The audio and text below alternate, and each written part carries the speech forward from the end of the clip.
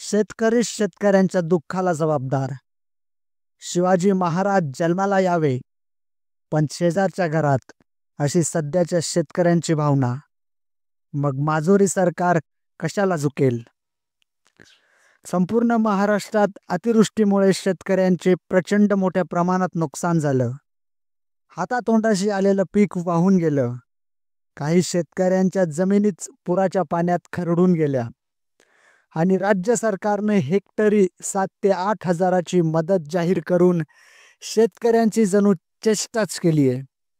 याला आवाज उचलण्यासाठी छत्रपती संभाजीनगर जिल्ह्याच्या सिल्लोड तालुक्यात सरपंच मंगेश साबळे यांनी आमरण उपोषण सुरू केलंय.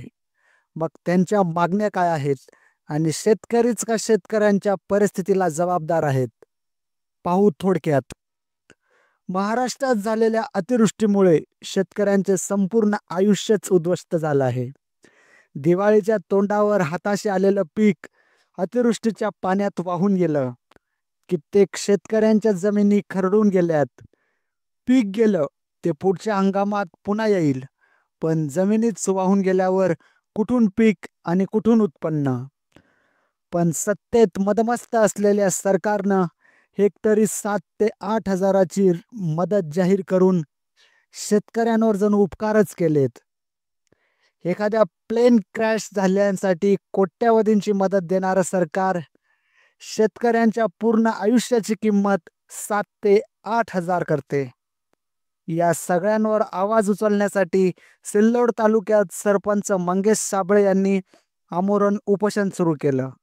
त्यांच्या मागण्या काय आहेत तर हेक्टरी 50,000 रुपयांची मदत जाहीर करा, ओला दुष्काळ जाहीर करा, चारा छावण्या उभारा, शेतकऱ्यांची कर्जमाफी करा, कोट्याधीश व्यावसायिकांची कोट्यावधींची कर्ज हे सरकार माफ करतं. मग शेतकऱ्यांचंच का जीवावर येतं? याचं कारण शेतकरीच आहे. का तर शेतकरी हा एकजूट नाही. मंगेश साबळेंनी उपोषण सुरू केलं, पण त्यांना पाठिंबा कोणी दिला तर कोणीच नाही. जातीच्या राजकारणात तोच शेतकरी लाखोंच्या संख्येनं उपस्थित राहील आणि स्वतःच्या हक्कासाठी मात्र शेपूट मागं घालेल. शेतकऱ्यांनो, जागे व्हा. मंगेश साबळेंना पाठिंबा द्या. तुमच्या हक्कासाठी लढा. या मदमस्त सरकारला दाखवून द्या की शेतकरी हा जगाचा बाप आहे आणि बापच राहील.